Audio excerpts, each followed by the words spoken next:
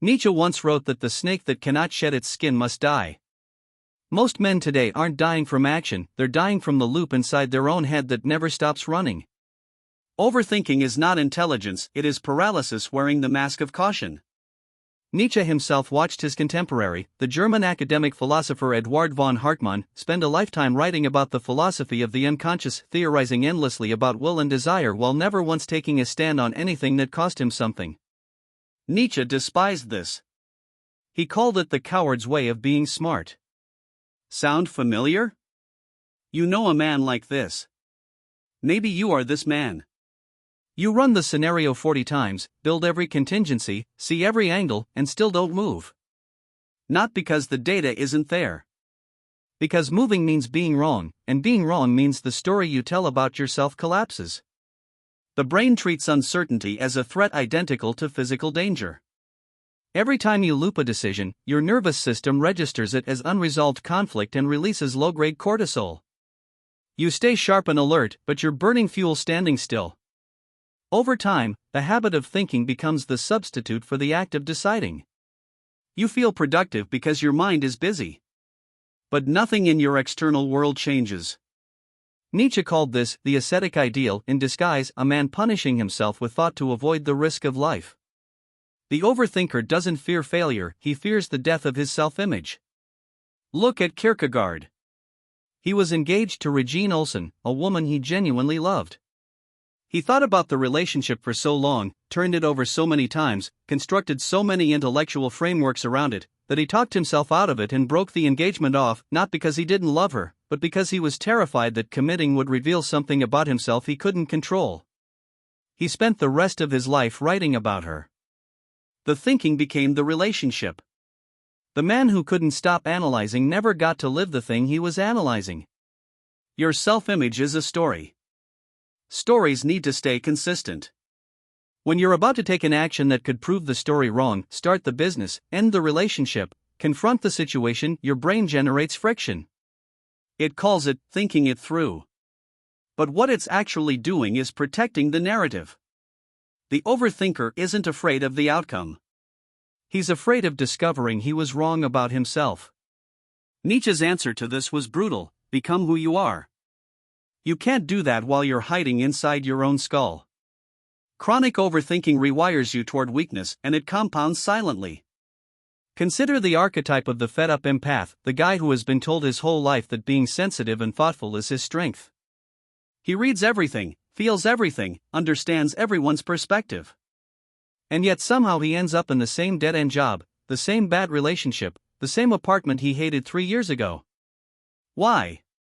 Because understanding all perspectives made it impossible to commit to one. Nietzsche identified this as the danger of the theoretical man, someone so focused on knowing that they forget that life demands doing.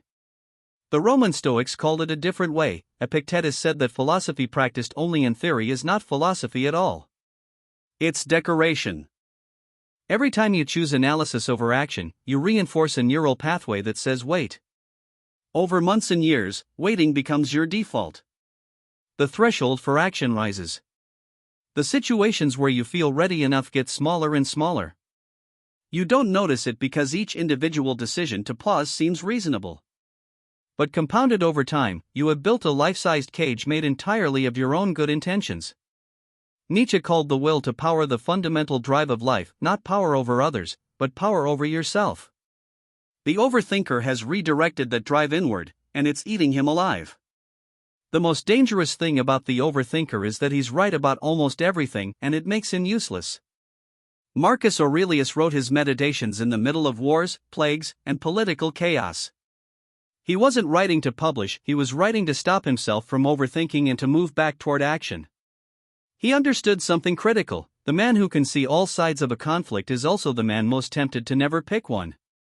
Marcus had every reason to be paralyzed. He was emperor of Rome during one of its worst periods. And he had the most sophisticated philosophical mind of his era. He used philosophy to sharpen his action, not to replace it. That's the line. Most overthinkers never find it.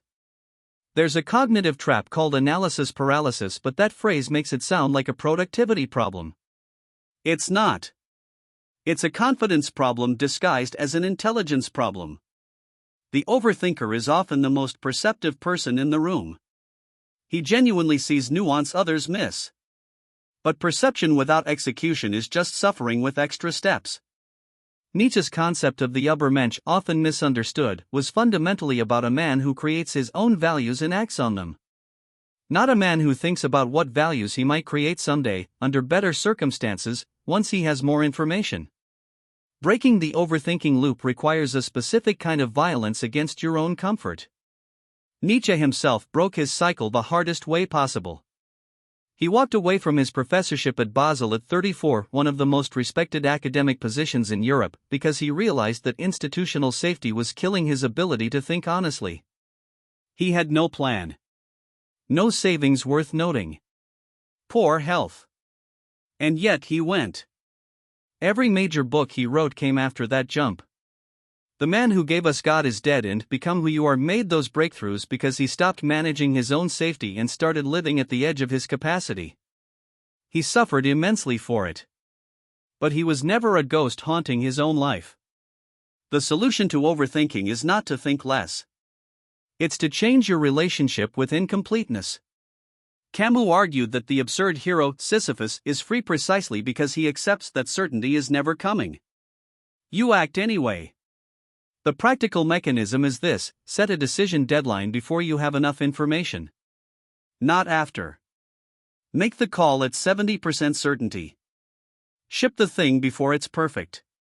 Start the conversation before you have the right words. The discomfort you feel in that moment is not danger, it is your atrophied will relearning how to move. Do it enough times and the loop breaks. Not because you stopped caring about outcomes, but because you stopped needing to control them before they happen. Here's what we covered. 1. Overthinking is paralysis in disguise. Your brain calls it caution, but it's cortisol and stagnation compounding daily. 2. You're not afraid of failure, you're afraid of losing the story you tell about yourself, and that fear is costing you the actual life.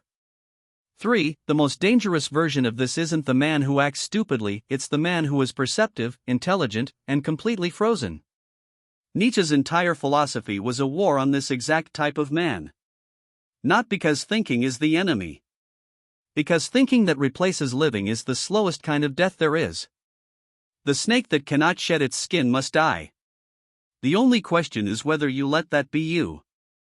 If this hits something real, subscribe. We drop one of these every Tuesday and Friday. No fluff, no motivational noise. Just the ideas that actually matter, from the thinkers who paid for them with their lives.